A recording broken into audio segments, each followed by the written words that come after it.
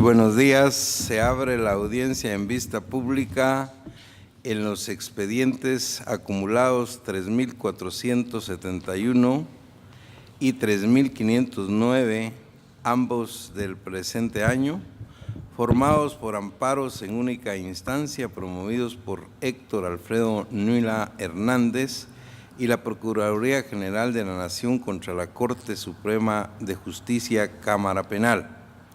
El señor secretario general de esta Corte dará lectura de la relación del acto reclamado, la petición de fondo y efectuará las advertencias reglamentarias de la presente audiencia. Queda en el uso de la palabra el señor secretario. Gracias, señor presidente.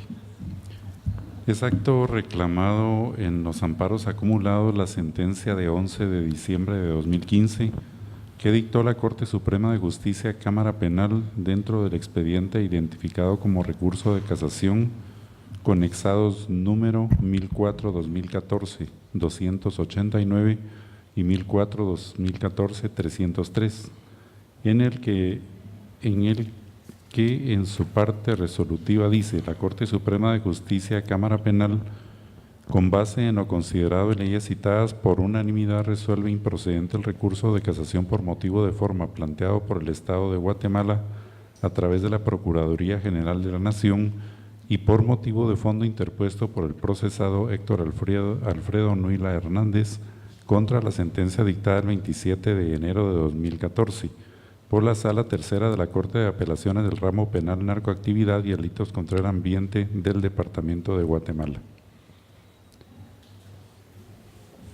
El promotor de la primera de las acciones, el médico y cirujano Héctor Alfredo Nuila Hernández, con base en los argumentos de hecho y de derecho que quedaron contenidos en el escrito inicial de su acción, solicita que la Corte de Constitucionalidad, al momento de dictar sentencia, declare con lugar la acción de amparo planteada y se deje en suspenso en forma definitiva, es decir, sin efecto ni validez legal, en forma definitiva la sentencia que constituye el acto reclamado.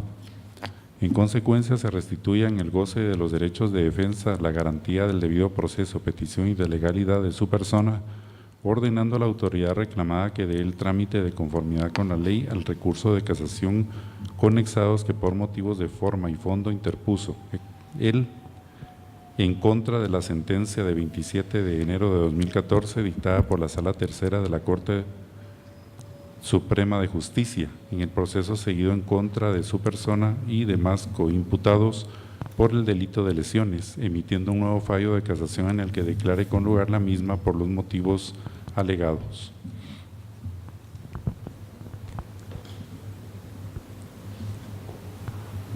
Por aparte, la Procuraduría General de la Nación, también como promotora de amparo en única instancia, solicitó que al dictar sentencia se otorgue el amparo solicitado por el Estado de Guatemala a través de la Procuraduría General de la Nación en contra de la resolución que constituye el acto reclamado y se deje sin efecto la misma, y como consecuencia se ordene a la Cámara Penal de la Corte Suprema de Justicia que dentro del plazo que se le fije emita una nueva resolución respecto del recurso de casación que planteó esa Procuraduría, en la que tome en cuenta lo argumentado por la Honorable Corte en el fallo que emita.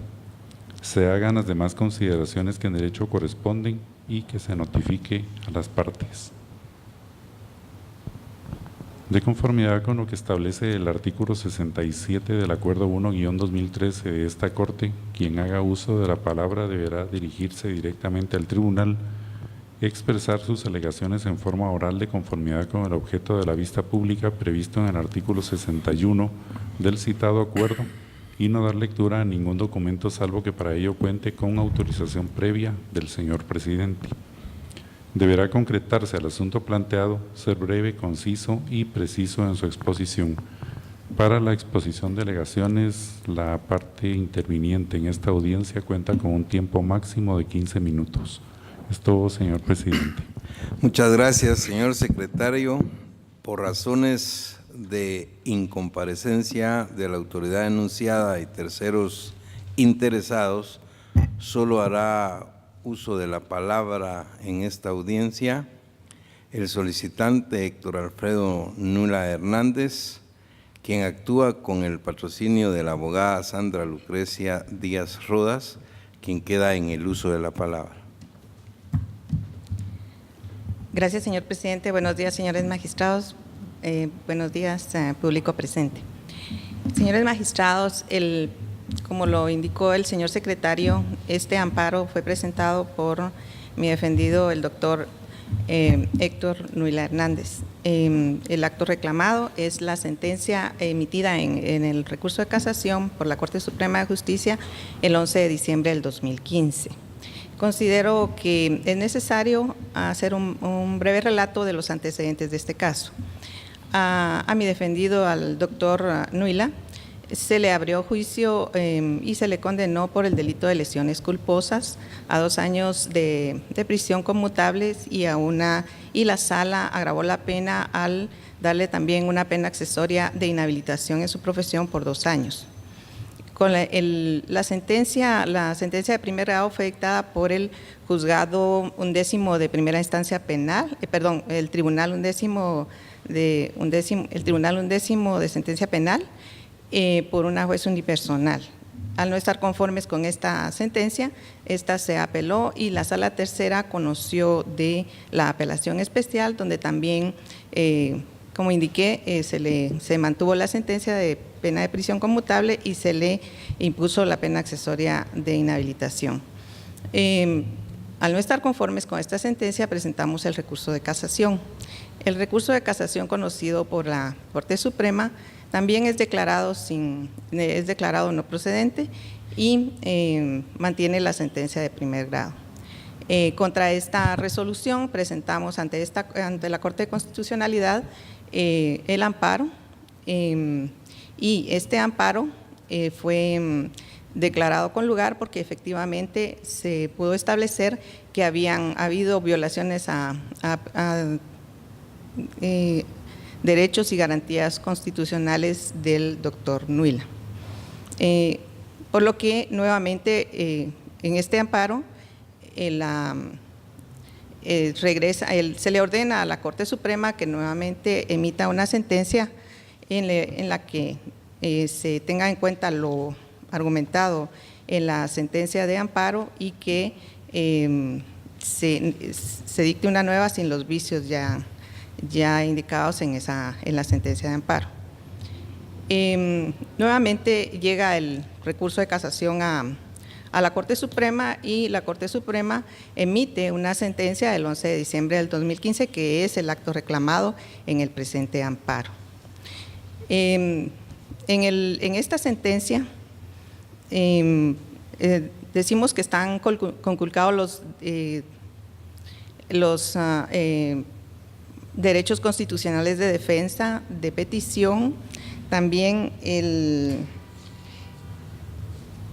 derecho a recurrir y en el de defensa el debido proceso y de legalidad, y esto implica la tutela judicial efectiva y la debida fundamentación. Cuando planteamos el recurso de casación lo hicimos especialmente por un vicio de fondo, que es la violación al principio de derecho de defensa, que implica la violación al derecho de defensa en relación con el artículo 10 de la relación de causalidad, de que no hubo una relación causal entre el hecho imputado y el delito por el que se le condenó a mi defendido. ¿Por qué decimos esto?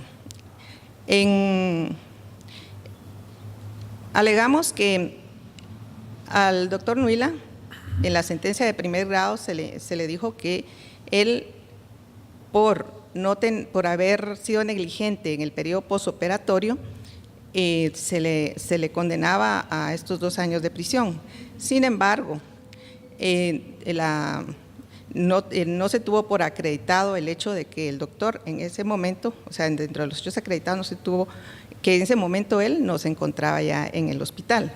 El doctor efectivamente realizó la operación y el periodo posoperatorio le correspondía al equipo médico que se quedaba en el hospital. Sin embargo, en la sentencia de primer grado a la juez sí le causa dudas respecto a los demás médicos que formaban este equipo, pero no respecto al doctor Nuila. Es imposible, señores magistrados, que un médico pueda estar 24 horas con un paciente atendiendo sus necesidades. Por eso es que en los hospitales existen los equipos médicos que se encargan de las personas que están en un posoperatorio. Incluso ni siquiera fue llamado por estos médicos cuando se presentaron las complicaciones, que fueron posterior a la operación. En cuanto a la operación, en los hechos acreditados no se dice que haya habido negligencia, se dice que hubo negligencia en el periodo posoperatorio. Entonces, se está violando el principio de confianza y la relación con el deber de cuidado, porque se supone que los médicos que ya se encontraban en el hospital eran los que tenían la obligación de atender estas complicaciones que se estaban presentando, y no se hizo así. Entonces, ¿cómo puede dudar de la responsabilidad de ese equipo médico y no dudar de la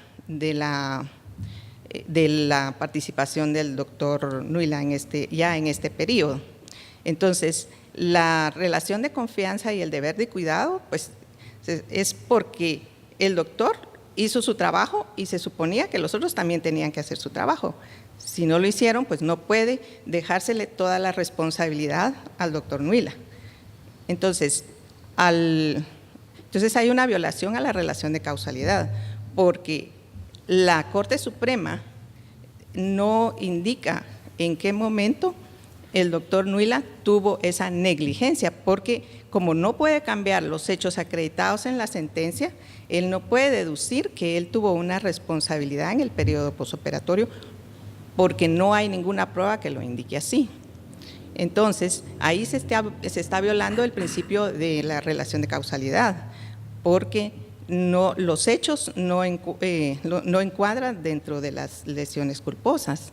Entonces, la tutela efectiva que se había conseguido con la sentencia de la Corte de Constitucionalidad, en que amparó al doctor para que la Corte Suprema nuevamente dictara una sentencia acorde con lo que le indicaba la Corte Suprema, la Corte de Constitucionalidad, nuevamente en su fallo del 11 de diciembre del 2015 comete el mismo error y nuevamente vuelve a violar los derechos constitucionales de defensa, de petición, la garantía del debido proceso y el principio de legalidad, porque en un considerando, sin entrar a mayor fundamentación, ellos dicen que el recurso de casación debe declararse sin lugar.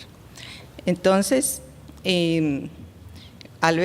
nuevamente, como les repito, se vuelven a violar los derechos constitucionales del doctor, por lo que presentamos nuevamente esta acción de amparo, por lo que solicito que esta sea declarada con lugar, porque sí hay una violación a los derechos constitucionales del doctor y que se le pida a la Corte Suprema que cumpla con lo que la Corte Constitucional les está diciendo, porque ¿qué podemos esperar si ni la Corte Suprema le hace caso a la Corte de Constitucionalidad? ¿Qué podemos esperar de otros órganos o de otras autoridades?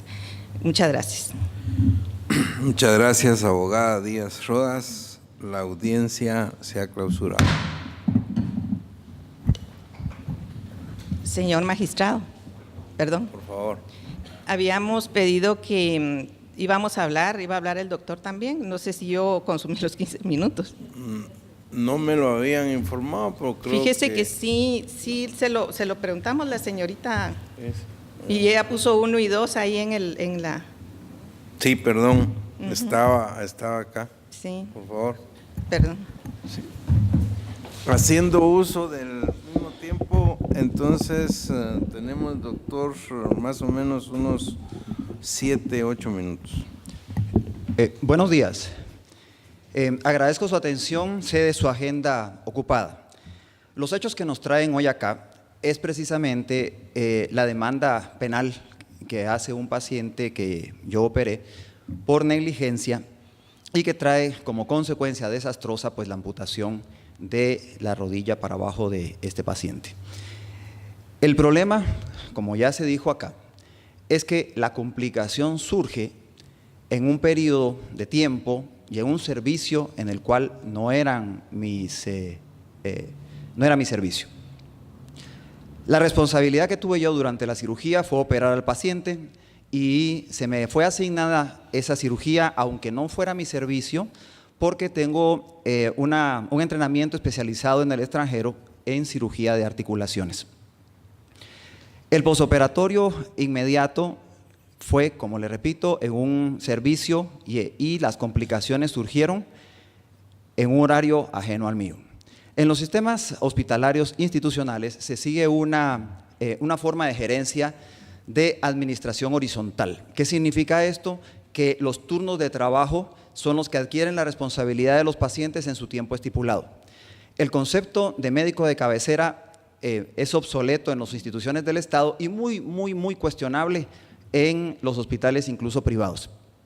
Sin embargo, a mí se me condena por no haber estado en el hospital en el momento de la complicación y por no haber hecho las medidas tempranas para disminuir esta complicación. Aplicando este concepto de médico de cabecera que, como le repito, es inexistente. La Inspectoría General del Ejército, en su informe, expone que no se le puede adjudicar la responsabilidad individual a un doctor, en este caso, puesto que la responsabilidad está en la institución que no tiene las reglas bien definidas y un control administrativo de su personal. La actual ministra de Salud, en una entrevista que le hacen en Prensa Libre y le preguntan que cuál es su mayor reto, y ella contesta que es la falta de institucionalidad en las instituciones del Estado. Y a esto se refiere, y ella cita, a la falta de protocolos, deducción de responsabilidades y jerarquías en el trabajo. Por lo tanto, nos damos cuenta que las instituciones frágiles hacen que los doctores tengamos un papel muy frágil en este caso, pero no necesariamente pues apegados a una condena penal. Durante todo este largo proceso, los 18 años que yo llevo de ejercer como especialista en este país, he adquirido un prestigio, he adquirido la confianza de muchísimos pacientes y he criado una familia. Definitivamente todo esto está en juego a la hora de una condena de este tipo, sobre todo porque dicha condena es similar a casos de fallecimiento en instituciones del Estado, siendo por supuesto esta lesión menor. Yo me sensibilizo con el agraviado porque definitivamente yo creo que sí debe ser resarcido y debe ser definitivamente estimulado, si le queremos decir de alguna forma, de la mejor forma posible, pero sí creo que también debe ser apegado al derecho.